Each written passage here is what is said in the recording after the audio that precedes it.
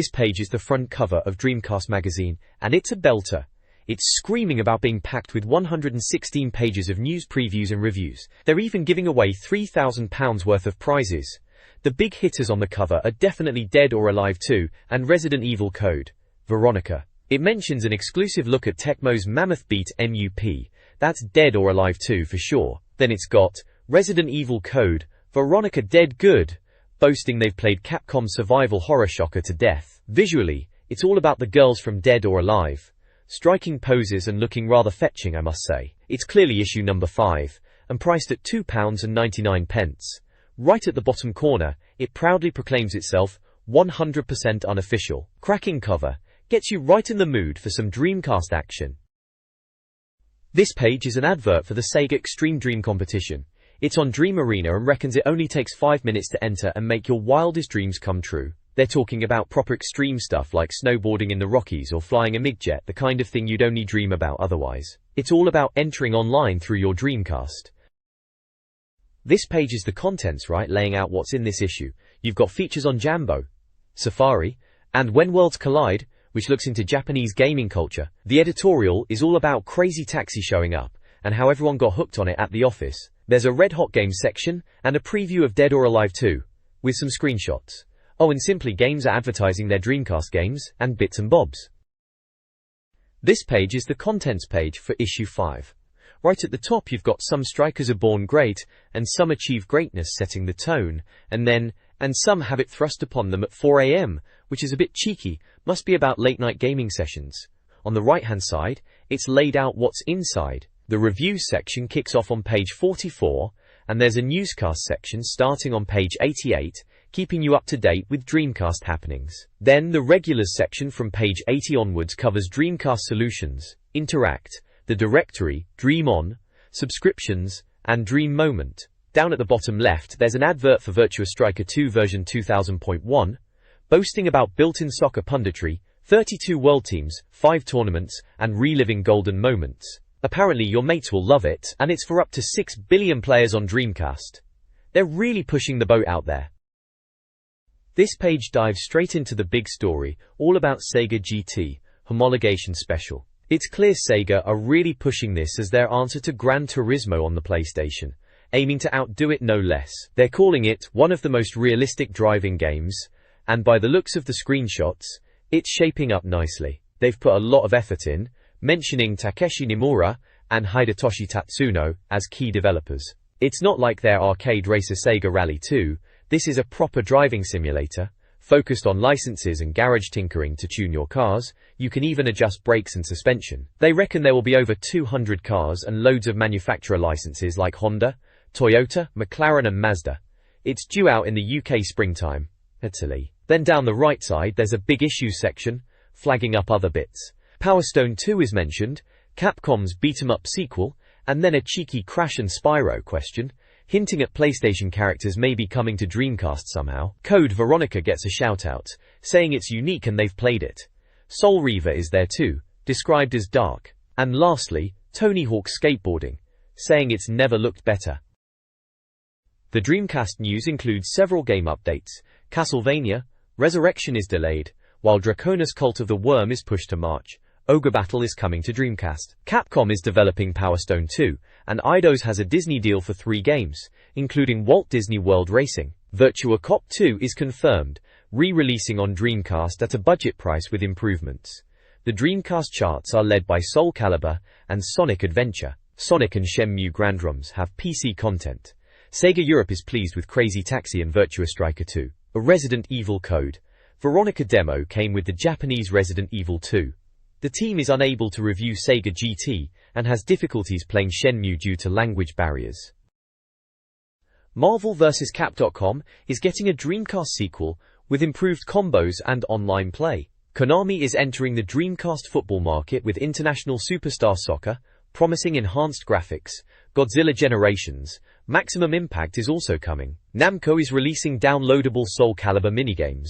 Sega is bringing Power Smash Tennis to the Dreamcast. A bizarre Japanese horse racing game, Let's Make a Derby Stallion Racer, is also mentioned. Konami is partnering with Universal Interactive to develop games based on Universal Pictures' Monsters. Eidos is rumored to be developing a Berserk game. The import charts show Shenmue topping Japan's charts, while Street Fighter Alpha 3 leads in America. Finally, Brazil is attempting to ban violent video games.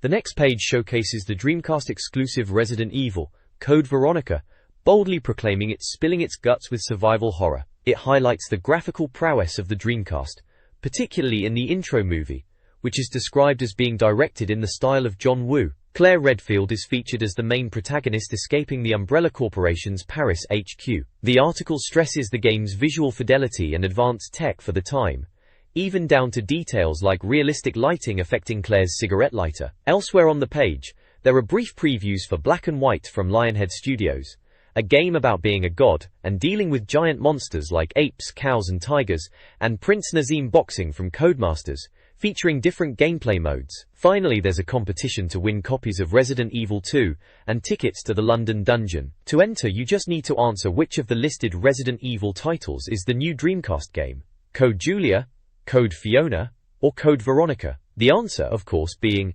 Resident Evil, Code Veronica. The document previews upcoming Dreamcast games. Release schedules for the UK, Japan, and US are detailed. Legacy of Kain, Soul Reaver is highlighted, promising a superior 60 FPS experience compared to the PlayStation version. Anticipation is high. Echo the Dolphin, Defender of the Future, is planned for a European release, noted for its visuals. Tony Hawk's Radical Dream, a Dreamcast version of Tony Hawk skateboarding, is expected in the summer with improved graphics and 4-player split screen. Dreamcasting offers humorous casting suggestions for a Soul Calibur movie adaptation, including Sean Connery, Brad Pitt, and Marilyn Manson. This Dreamcast game showcase highlights several upcoming titles. Gauntlet Legends receives a 3D upgrade with 4-player coupe. Toy Story 2 promises superior graphics compared to other consoles. Featured under Most Played are the arcade-perfect Crazy Taxi, visually stunning Shenmue, with humorous commentary, and the addictive puzzle game, Choo Choo Rocket. Resident Evil Code Veronica is most wanted, with a demo release. Sega GT Homologation, Sega's Gran Turismo competitor, is also previewed. Finally, Castlevania Resurrection news is delayed. The page culminates in a large advertisement for the multi-platform release of Shadow Man. This page showcases a look back at Sega history, calling it Sega Time Warp. It reminisces about Sega's strong position in the mid-90s, with the Master System and Mega Drive, and then mentions the arrival of the Saturn console and some missteps they made. There's a preview for Shenmue, highlighting the anticipation for this massive game, noting it was in Japanese at this stage, but an English version was expected in September, mentioning the huge development costs around £44 million. The page also features a competition to win Interact peripherals for your Dreamcast, listing prizes like Radius Steer Pads, Astra Pads, Quantum Fighter Pads, Taurus Light Blasters, and memory cards. In a Yesterday's News segment, it talks about news from November 1995, including Acclaim announcing Dreamcast development, and Star Wars: Shadows of the Empire coming to Sega. Yesterday's Games mentions Micro Machines 96 on the Mega Drive and Theme Park on Saturn as popular titles back then. Finally, Top of Yesterday's Pops lists popular games in the UK at the time, including Brian Lara Cricket, FIFA Soccer 95, Theme Park, Bug, Virtua Fighter Remix, and Street Fighter the movie on imported Saturns. Oh, and there's a dot-a-dot puzzle to enter the competition, with the mystery peripheral being an Interact product. This page offers a preview of Rayman 2, The Great Escape coming to the Dreamcast. It's being touted as a cartoon adventure that's perfect for the Dreamcast, and something of a ray of light. They're emphasizing Rayman's history on other consoles like PlayStation, Nintendo 64, and Game Boy Color, but now it's the Dreamcast's turn. The storyline revolves around robo-pirates invading Rayman's homeworld, enslaving his mates, and Rayman needing to rescue them and recover elements of the planet's core. It's a typical hero's quest.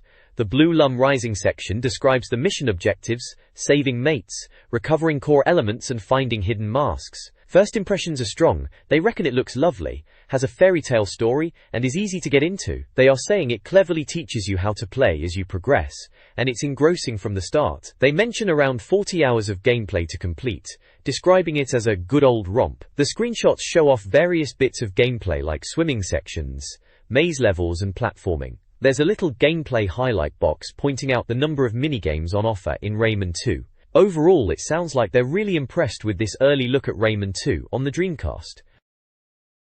Rayman 2 for the Dreamcast is looking promising, praised for its accessibility and impressive visuals. The game features a main adventure, with numerous sub-games and bonus stages, alongside a Dreamcast-exclusive multiplayer mode called Multiplayer Madness. This mode, featuring 4-player action as Ickle Glowbox on a rotating maze, incorporates puzzle and strategy elements akin to Choo Choo Rocket. The game's story involves Rayman regaining his powers by collecting blue lums, and it boasts a helpful tutorial. The preview highlights the Dreamcast's superior graphical capabilities, boasting higher resolution textures and a smooth 60 FPS compared to the PC version. The magazine gives the game a rating October, and the developers are clearly trying to compete with the likes of Sonic and Mario.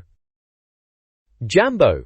Safari is a fast-paced, arcade-style hunting game, where players, as park rangers, lasso and net various animals in a jeep. Featuring 28 different beasts across exotic locales like the Mbaba Plains and Shatani River, the game is compared to Crazy Taxi for its silliness. Player opinions are mixed but generally positive. Monkey Boy Alex Warren calls it genius, while Dr. Alan Grant finds it fun and fast-moving. Shop assistant Steve Gillen enjoys the blend of Crazy Taxi and Sega Bass Fishing. Head barman Mark Trimby deems it enjoyable, and Sega Park assistant manager Kerry Swain finds it fun but too short. The game is a new arcade machine, offering a light-hearted animal wrangling experience.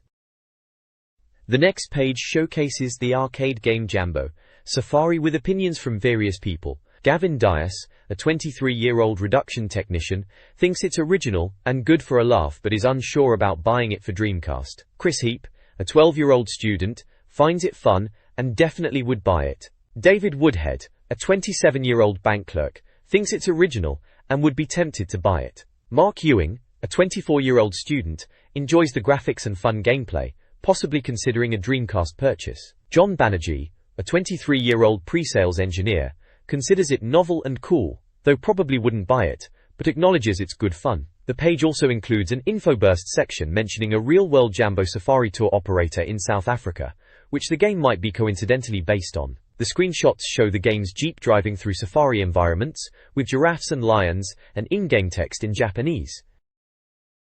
This page delves into the unique aspects of Japanese video games and gaming culture.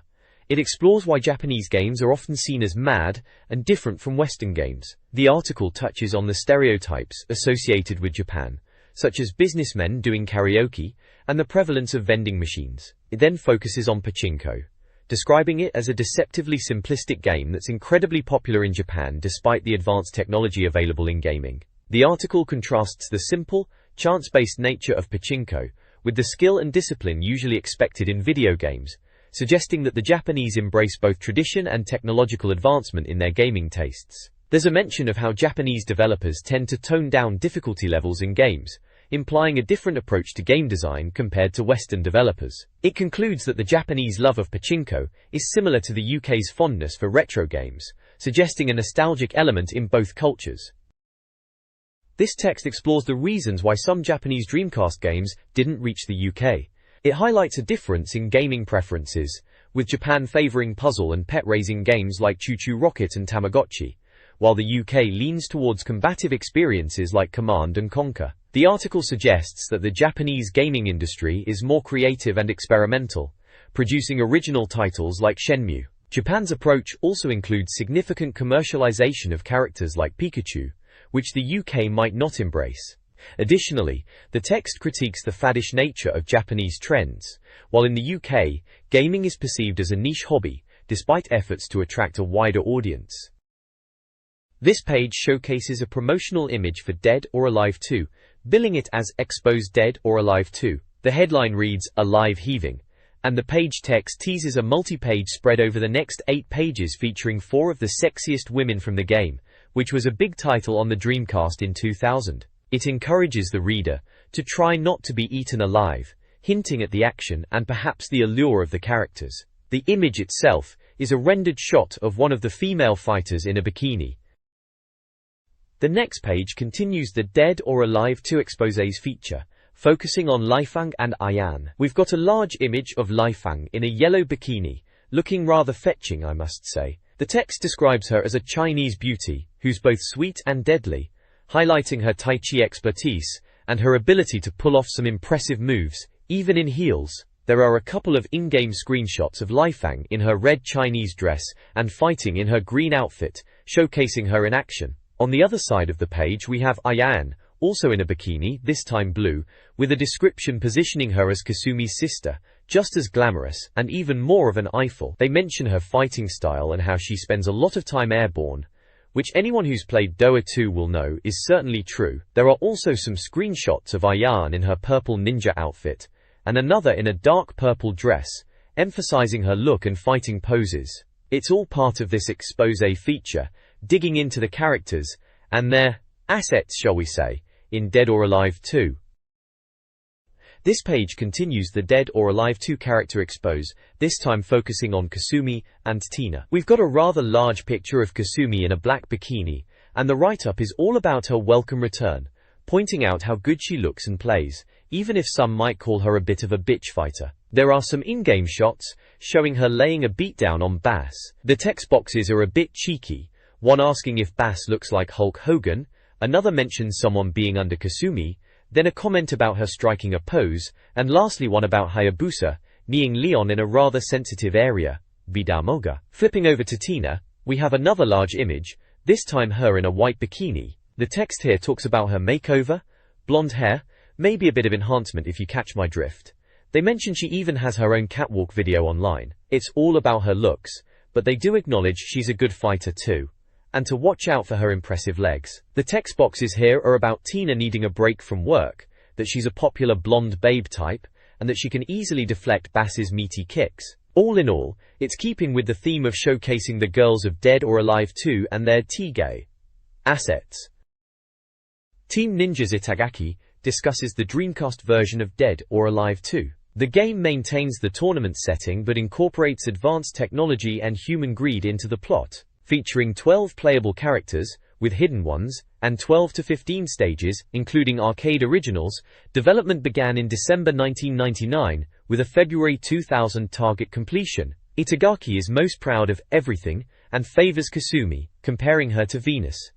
Dreamcast development is described as simply good. The game includes arcade, tag team, survival, and practice modes. Visually, it aims to rival Virtua Fighter 3 TB and Soul Calibur, utilizing the Team Ninja real-time dynamics simulation engine for realistic character movement. This page showcases an advert for NFL Blitz 2000 on Dreamcast and PlayStation, highlighting it as the Super Bowl champion of American football games. It mentions new gameplay features, easy-to-run plays, and new animations for taunts, end-zone dances and tackles. There are screenshots demonstrating the gameplay, and also a competition to win one of 5 sets of Motorola to 288 walkie-talkies, as seen in the Bond film, The World Is Not Enough, asking readers to answer a simple question about the range of the talkabout, to 288, from the options of 2, 5 or 10 miles, and send their postcard entries to Dreamcast Magazine by March 1, 2000.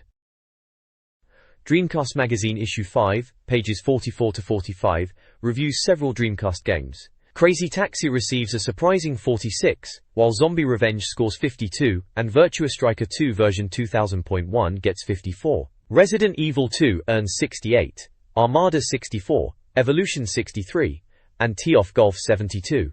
Import reviews showcase Virtual On 74, Street Fighter 2, IW Impact 76, and Berserk, Star Gladiator 2, Death Crimson 2, Jet Coaster Dream, and Bakuretsu Muteki Bangai OH, all receiving 78. A Dreamcast Solutions section covers Toy Commander, which scores 84. The magazine also includes a rating scale explanation, staff updates, Game of the Month selections, and standard info boxes. This page reviews Crazy Taxi, Sega's arcade smash hit making its way onto the Dreamcast. They're saying it's a brilliant arcade conversion that lives up to the hype. The review highlights the quality porting of the Naomi arcade board to the Dreamcast and mentions it coming out earlier than expected, which is a bonus. It seems they reckon it's great fun, describing it as a turbocharged tan yellow-hued adrenaline rush, comparing it to Driver but in San Francisco. There's a section breaking down the 3 degrees of crazy, which are the key moves: Crazy Jump, Crazy Drift, and Crazy Through, explaining how to pull them off and what they add to the gameplay. It looks like they think mastering these is essential to earning bigger tips. Shenmue. They've also got a section titled You Looking at Me, which is about the arcade mode, confirming it's a straight port with extra gaming modes added. The page features screenshots of the game in action, showcasing the gameplay and some of the playable characters Axel, Gus, Gina and B. Joe, standing proudly next to their cabs. There's also the essential information box, with details like publisher Sega, developer Sega, and a release date of February 18th, price at £39.99, and genre arcade/racing. Looks like they are very impressed with this one. This page continues the review of Crazy Taxi, focusing on the Crazy Box mode, which they reckon is a major addition to the Dreamcast version and really adds to the game's value. They describe Crazy Box as a collection of addictive minigames, initially 9, with more unlocking as you complete challenges. They've highlighted 4 of these minigames. First up is Crazy Bowling, where you're catapulting your cab down a bowling alley to knock down pins. Then there's Crazy Zigzag 2, which sounds like a real test of skill and patience involving dropping off passengers precisely. Crazy Party is described as a ball game, where you need to collect game ball players in a specific order, using emergency brakes to your advantage. Finally, Crazy Attack is presented as the ultimate challenge, an entire circuit of the arcade course against the clock with congested traffic, and a nasty head cold for Marlon Brando, whoever that is. They seem to think Crazy Box mode is quite tough, frustrating but also compulsive, and a great addition for players who want more than just the standard arcade and original modes. This game features a cast of zany cab drivers, each with unique personalities and backgrounds, battling it out in frantic arcade action. Players can choose from various camera views, including a top-down perspective. While the early code had some issues, they're not expected in the final release. The game's strengths lie in its arcade perfection, extra modes, and pure fun. The review also noted some minor issues like repetitive music and occasional glitches, but these are overshadowed by its strong visuals and addictive gameplay. The game received a 94% rating, with high scores for visuals and gameplay, marking it as a winner. This review praises the Dreamcast game Zombie Revenge for successfully bringing the arcade experience home. Described as a frantic, gory shooter akin to Resident Evil 2, Dynamite Cop, and House of the Dead, the game boasts impressive graphics and addictive gameplay. The review acknowledges its arcade roots, designed for quick bursts of fun, even noting its development history and initial titles. However, flaws are present. The game's limited gameplay can become repetitive, and the soundtrack is uninspired. A second opinion suggests potential value issues compared to other Dreamcast titles. Despite these shortcomings, the game receives an 81% overall score, with high marks for visuals and gameplay. The review highlights both positives like the perfect arcade conversion and fantastic graphics, and negatives such as the soundtrack and limited replayability. Bonus features, like downloadable minigames and arcade stick compatibility, add to the experience. Overall, it's a fun, albeit shallow, zombie blasting experience. Virtua Striker 2 version 2000.1 on the Dreamcast is an arcade-perfect football game, delivering fast-paced, accessible gameplay. The review praises its user-friendly interface and impressive animation, a step above other Dreamcast football titles. Published and developed by Sega, the game offers modes like World League and Tournament Play. It supports 2 players, arcade sticks, and VMU functionality. Kerga. The review highlights the arcade style and recommends the game for its fun factor and visual appeal. Screenshots showcase gameplay, including replays, player close-ups, and different camera angles. Callouts comment on gameplay elements, such as the challenging AI, and emphasis on attacking play. The review even notes some light-hearted quirks, like levitation and keeper hesitancy, adding to the arcade feel. The game's Imitate Life section amusingly recounts a tournament experience, mirroring real-world football rivalries. This page continues the review of Virtua Striker 2, version 2000.1 for the Dreamcast, elaborating on the gameplay experience with comments like, "There can be nothing more satisfying than scoring a goal." The review talks about the game's early bath feature, camera angles, and slightly ropey goalkeepers. It also mentions the stadiums are beautifully realized, but perhaps a few real-life stadiums would have been good. There's a second opinion section by Luverley Warren who describes Dreamcast football games as wanting before Virtua Striker 2, but this game reverses the trend, calling it arcade perfect and great fun with fast action.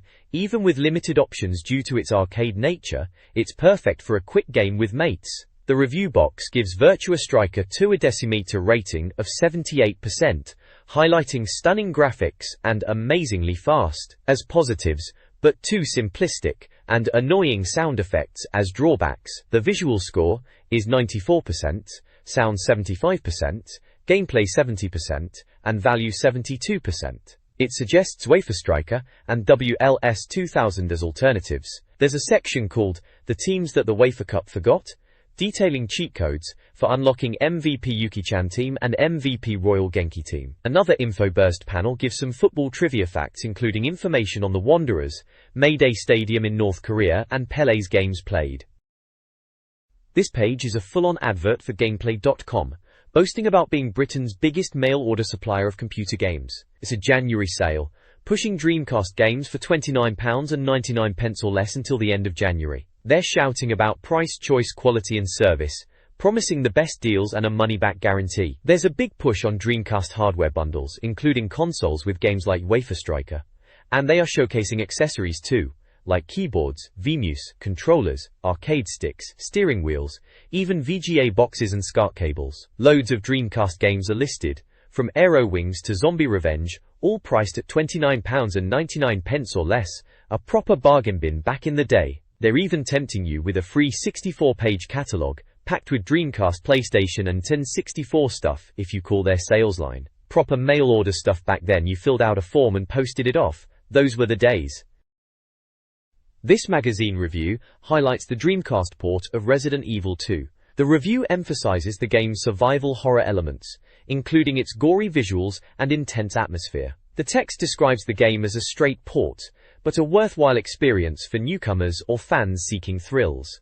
Introductions to Leon Kennedy and Claire Redfield are provided, setting up the classic Resident Evil storyline. An infoburst notes the game's availability on other platforms, including an upcoming N64 version. The review includes an awesome moment showcasing a violent scene, and details like publisher Virgin Interactive, developer Capcom, price, genre, and Dreamcast-specific features such as visual memory integration for save data, ammo, and health displays.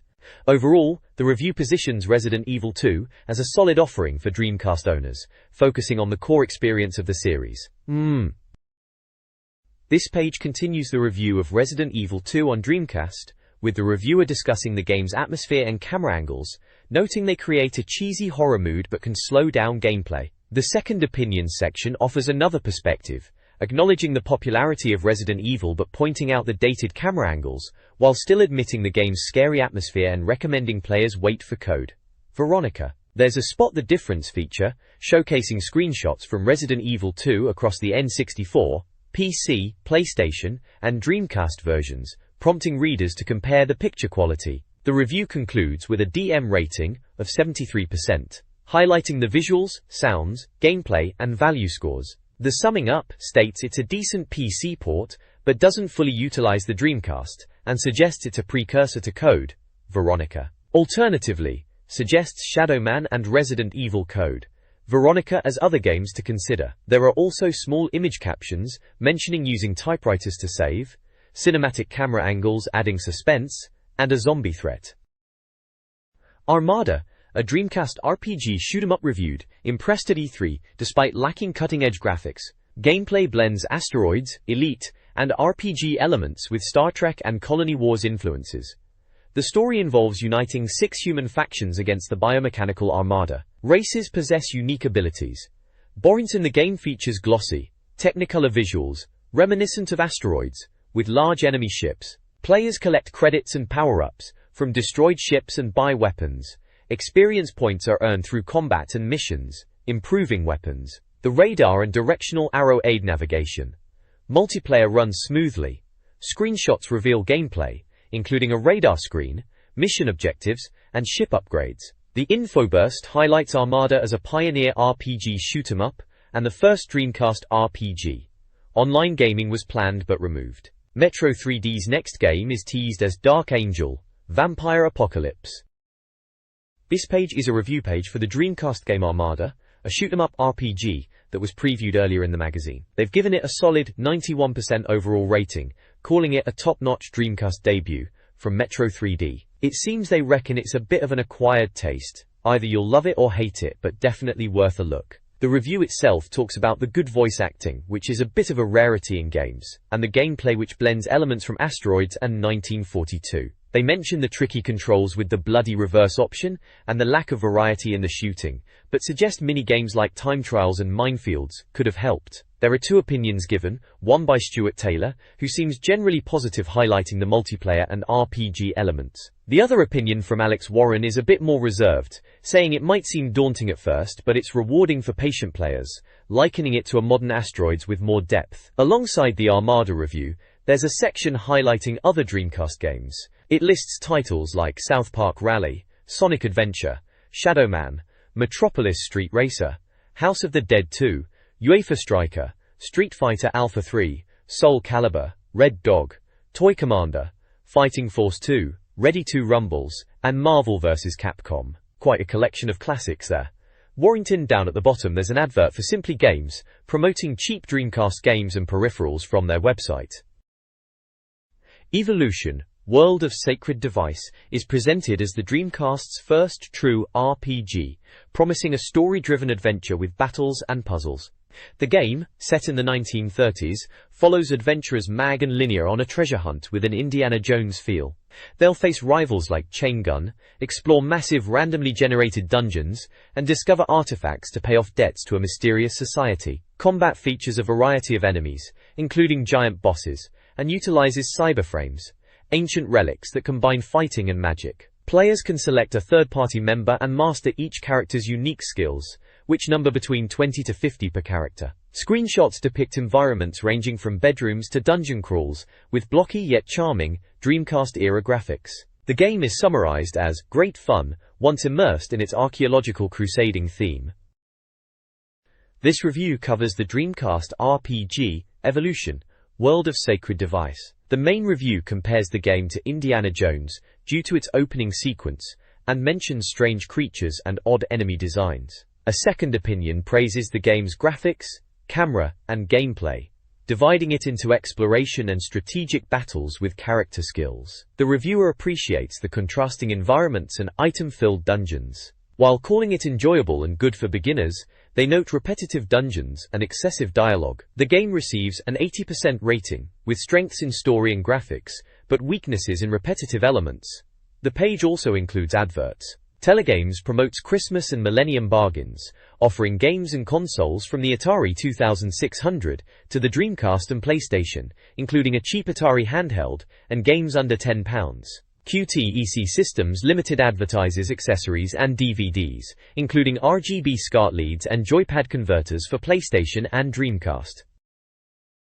This page reviews acclaims Tee-Off Golf for the Dreamcast, pitching it as a good way to pass the time, especially in winter. The review highlights the surprisingly addictive gameplay and the option for up to 4 players. It draws comparisons to PlayStation and Zen 64 graphics, acknowledging they aren't pushing the Dreamcast to its limits, but still enjoyable. They mention a few downsides, like repetitive character phrases, and a somewhat lackluster soundtrack and limited course variety. They do point out the game offers World Tour and free round modes, and has 4 playable characters. There's also a quirky minigame called Goal, described as a strange croquet-style addition. An info box notes, the Japanese title was Let's Play Golf, and has a bit of a joke about losing. Interestingly, there's a second opinion included which actually praises the game more, calling it a right hoot and fun, contrasting with the main reviewer's slightly more reserved praise. The review rounds up with Earl Grey pros and PG tips cons, listing positive points like addictive gameplay and cute characters against rudimentary graphics and sound. Ultimately, Tee-Off Golf gets a solid 80% DM rating, suggesting it's a decent if not groundbreaking golf title, and if you fancy something similar they suggest Jimmy White's 2, Cue Ball, or NBA Showtime. The import review section starts with Virtual On, Oratorio Tangram, receiving a 74% DM rating. Reviewers praise its fast-paced mech action, customization, and unique robots, though control issues with the standard Dreamcast pad are noted. A contrasting second opinion calls it disappointing and tedious.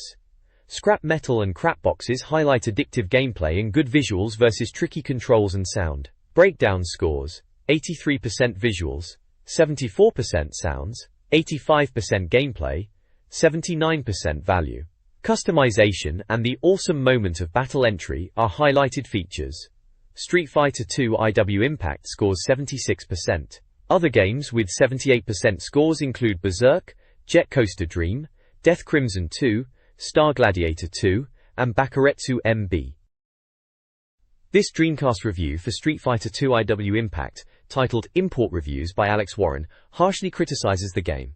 Warren finds the graphics dreadful and similar to the SNES versions, declaring it pointless on the Dreamcast. He cites dated graphics and horrendous sound in the CRUD section, despite the CRED section acknowledging lightning-fast action, 2 games on 1 disc, and new characters. The review awards low scores, resulting in a 44% DAM rating. Martin Mather's second opinion echoes the negative sentiment, calling it flogging a dead horse, and comparing it unfavorably to Soul Calibur. The game, a Capcom beat-em-up priced at £39.99 at release, includes characters like Alex, Yun, and Ibuki. The Awesome Moments section sarcastically notes a lack of positives, though combos are mentioned.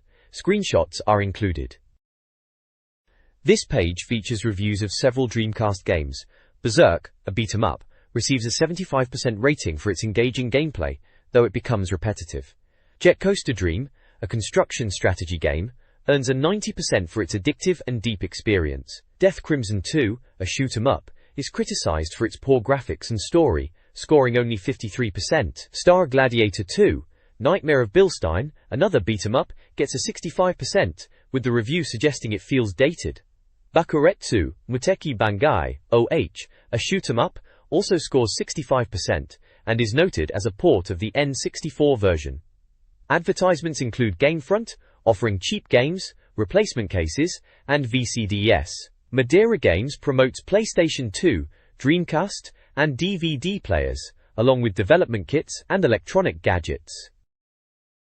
The next page in the magazine focuses on cheat codes and unlockables for a couple of games. First up, it's NBA Showtime, NBA on NBC, giving you the lowdown on how to play as any player, change costumes, and unlock team mascots like the Atlanta Hawks Hawk or the Denver Nuggets Rocky by entering names and pins. There are also codes to unlock Midway staff members and other players, including commentators, and even hidden courts like the Island Court and NBC Court, by holding button combinations at the Choose Team screen. Finally, there's a section for cheat codes to adjust gameplay elements, such as shot percentage, fog, snow, and rain. Then, shifting gears, the page moves on to Marvel vs. Cap.com. It details how to play as hidden characters like Lilith, Roll, Gold War Machine, Shadow Lady, Evil Ryu, Red Ryu, and Onslaught, all through specific button inputs at the character selection screen. There's also a quick tip on how to activate the full pause screen and select special partners during gameplay. The page features screenshots of both NBA, Showtime,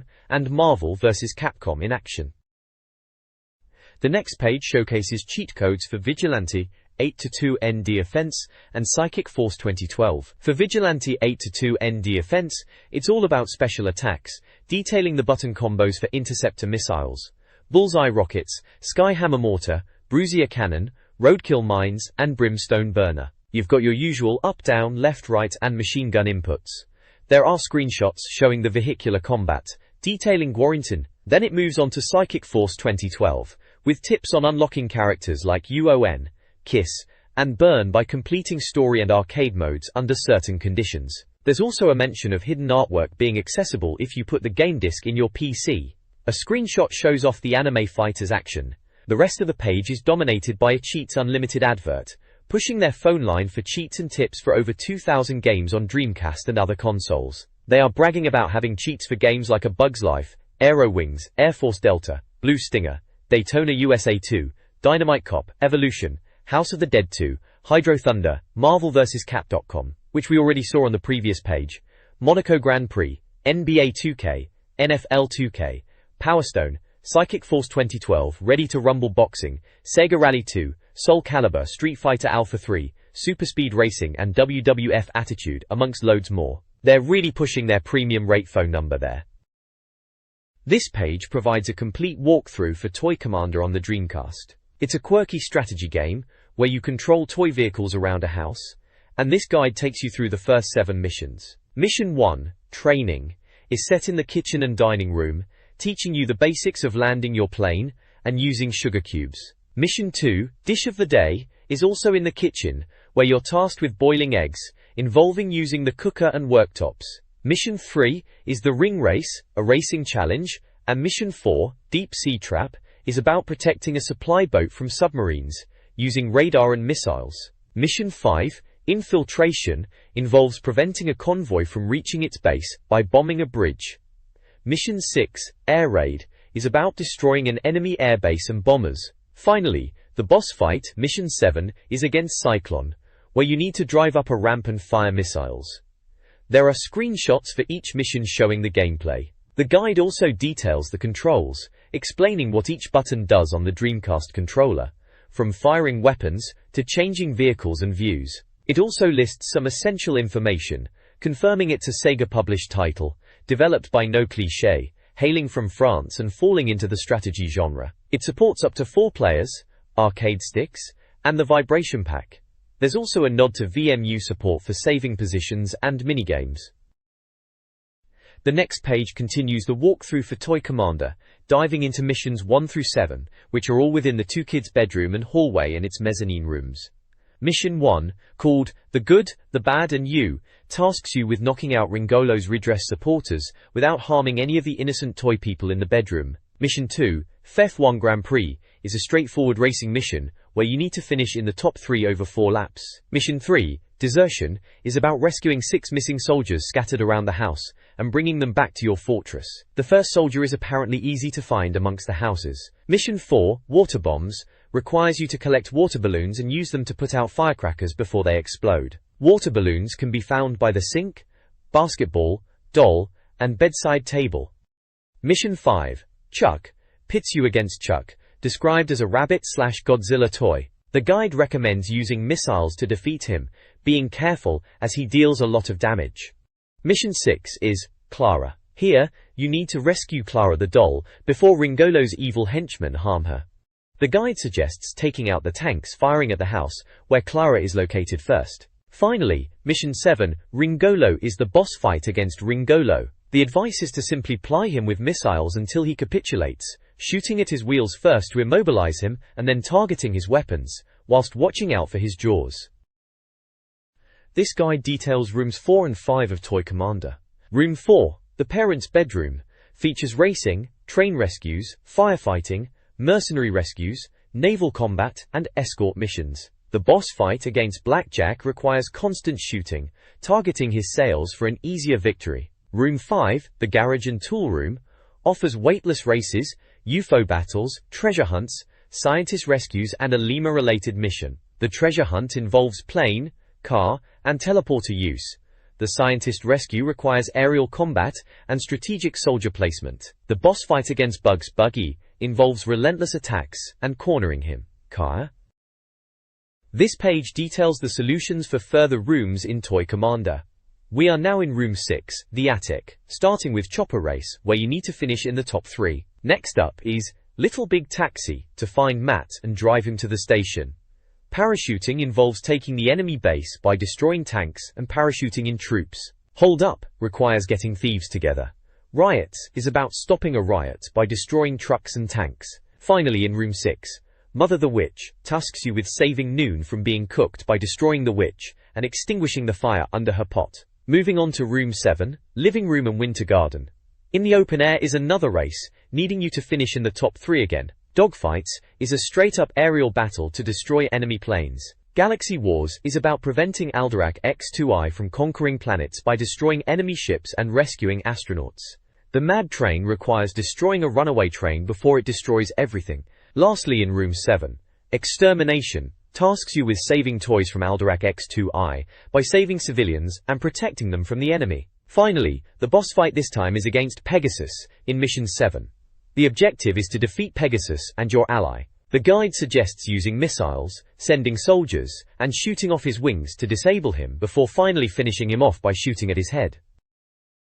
This Dreamcast Solutions guide details strategies for several missions and boss fights. Mission 7 features the boss Alderac X2I, who requires players to target weapon arms and then the head while avoiding attacks.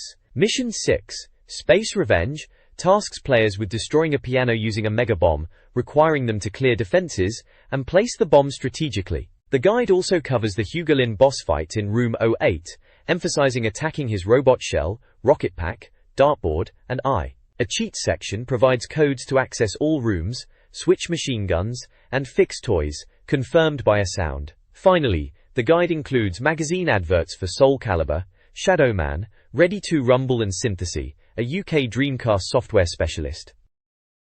This page is the contents page for issue 5 of Interactive. It's page 95 of the magazine, and it's all about getting the most from your Dreamcast Online. You've got sections like Hooking Up, which is all about the best internet sites for the Dreamcast, and the top 10 girls on the Dreamcast, which promises a look at the, beauties in Dreamcast games, apparently for personal satisfaction. Cheeky. There's also a mailbox section, reader reviews, and a webwatch piece. Around the edges, there's an advert for a website called dreamandbabe.com, aimed at Dreamcasters, offering reviews and top 10 lists and all sorts. There's also a question box, asking if you want to play American and Japanese games, with a phone number to call about that. Oakland Consoles are advertising import software, listing USA and Japanese games for PlayStation, N64 and Dreamcast, mentioning titles like Vandal Heart 2 and SNK vs. Capcom. Then the Slammer has a big advert with Dreamcast current releases and New Year releases. It's a long list with prices games like Aerowings, Dynamite Cop, House of the Dead 2, Ready to Rumble, Sonic Adventure, Crazy Taxi, Virtua Striker 2 and Zombie Revenge are all there. They've also got a special offer for a Sega Dreamcast console. This Dreamcast magazine, Interact mailbox section, features reader letters covering various topics. Dreaming of Spandex defends WWF attitude, disagreeing with the review's assessment. Sega Fears expresses concern about the PlayStation 2's competition. Disktop Publishers questions the lack of demo discs. Sitting on the Fence asks about Dreamcast peripherals and performance. First and Best inquires about potential Dreamcast sequels and EA support. I want to type with the rest of them asks about Dreamcast keyboards. Addiction Corner discusses a preference for sensible soccer. Finally, Super Gamer, or just plain lonely, complains about game ratings and boredom, receiving a response about patience and thoughtful game purchases. The magazine provides answers and opinions throughout. Korebo. This page showcases the reader reviews section of the magazine, inviting readers to submit 100-word reviews of Dreamcast games. We've got 4 games under the microscope this time. First up is Ready to Rumble Boxing, reviewed by Stephen Thomas, which gets a whopping 96% overall. He reckons it's the best fighting game on the Dreamcast, praising the comedy and gameplay even if the song is a bit questionable. Next is F1 World Grand Prix, reviewed by someone using an email address, achieving 70%. The reviewer acknowledges the graphics are good, but feels the gameplay lacks something, especially compared to Ridge Racer 4. Then there's Power Stone, reviewed by Christopher Johnson, scoring 93%. This is hailed as brilliant and addictive, with fast, fun arcade action and impressive visuals. Finally, Millennium Soldier, Expendable, reviewed by Jonathan Herring, gets a solid 90%. Described as an overhead shoot-'em-up reminiscent of older classics, it's praised for its visuals and satisfying explosions, even if it's still a challenge on easy mode. Each review features screenshots and overall percentage scores. Below the reviews, there's contact information encouraging readers to send in their own reviews via email or snail mail. The rest of the page seems to be adverts for Joke Phone Lines, a game retailer called Intergames, Cybernet Film Studio, Synthesy for independent software specialists, and Chips World for games. We can pretty much ignore those. This page is all about getting online with your Dreamcast and what sort of websites to check out. It starts with a simple 5-step guide to connecting your Dreamcast to the internet, plugging in your modem, popping in the Dream Key disk, and registering. It also explains the functions of the left and right shoulder buttons when browsing. The left shoulder button gives you shortcuts like Home, Bookmarks, Jump, to enter a web address, Mail, Chat, Options, and Disconnect. The right shoulder button offers Back, Forward, Reload, Cancel, Add Bookmark, Zoom, and File. Then it moves on to WebWatch, highlighting some interesting websites. First up is The Aliens Are Coming, looking at alien-themed sites like ufos.about.com, pbs.org, and GeoCities. Next is The Spanish Armada, a history lesson with a link to a website about the Spanish Armada. Zombie Heaven is for those interested in the undead, recommending sites about zombies. Stupidity Rules is about the Darwin Awards website, celebrating incredible acts of stupidity. Finally, Itsy Bitsy Yellow Polka Dot Bikinis is for those interested in swimwear websites, specifically mentioning Dead or Alive 2 swimsuit beauties and sites to design your own swimwear. There's also an advert for What's Online magazine, which is all about making the internet easier to use. This article ranks the top 10 female characters on the Dreamcast. Tina from Dead or Alive 2 tops the list for her beauty. Sophicia from Soul Calibur and Sarah Bryant from Virtua Fighter 3 TB come in at second and third respectively. Other characters include Selene Strike from Ready to Rumble, Claire Redfield from Resident Evil 2, and Xianghua from Soul Calibur, Amy from Sonic Adventure, Sayomi from Soul Fighter, Tia from Snow Surfers, and Gina from Crazy Taxi. The article also features several advertisements. These include promotions for online gaming services from The Lobby, PC CD-ROMs and console games from Pool Video Games, game deals from Pendle Games in Lancashire, and the latest releases from the software store, which buys, sells and exchanges games. Additionally, there are adverts for Dreamcast games and accessories from Dreamcast games from £19.99 and White Dog Game accessories. This directory presents mini reviews of Dreamcast games from Dreamcast Magazine issues 3 and 4. Games covered include Aerowings, Flight Sim, Blue Stinger, Action Adventure, Buggy Heat, Kart Racer, Chef's Love Shack, Kart Racer, Kart Day vs NBC Sports, NBA vs NBC Sports, NFL Quarterback Club 2000 Sports, NFL Quarterback Club 2000 Sports, NFL Quarterback Club 2000 Sports, and F1 World Grand Prix 2000 Sports. Kart Day vs. Reviews range from positive, like House of the Dead 2, Shoot 'em Up, Marvel vs. Capcom and NFL Blitz 2000, to mixed, such as Blue Stinger and Fighting Force 2, with some outright negative like NFL Quarterback Club 2000. Genre descriptions and a review key are included. This review directory covers various Dreamcast games and some music and comics. Music reviews include a positive Beastie Boys anthology and a mixed review for a Virtua Fighter CD and Primal Scream's Exterminator. Gaming highlights include high scores for Sonic Adventure, 91%, Soul Calibur, 94%, and Toy Commander, 92%. Other notable games are Ready to Rumble Boxing, 90%, Sega Rally 286%, and Virtua Fighter 3 TB, 91%. Ratings range, with some games like Monaco Grand Prix, Red Dog, and Soul Fighter also receiving favorable scores. The directory also critiques games like Revolt and Tokyo Highway Challenge. The worst-rated game is Vigilante 8, Second Offense, 41%. In the comics section, Boba Fett, Enemy of the Empire is recommended, while Buffy the Vampire Slayer, The Origin receives a middling score. This Stuff and Nonsense page highlights various quirky gadgets. For zombie enthusiasts, there's a Dawn of the Dead zombie figure. Tech lovers might enjoy the mouse radio and a 3-in-1 universal remote, both from the Gadget Shop. Photography fans could consider the Fuji MX-1700 zoom digital camera, though it's the priciest item. For entertainment, there are Yamaha multimedia speakers and a South Park TV talker. Outdoor adventurers might be interested in Motorola T288 walkie-talkies. Tech-savvy users have the Olympus T1000 digital voice recorder. Finally, there's the affordable Cyclops robot toy, adding a touch of mythology to the collection.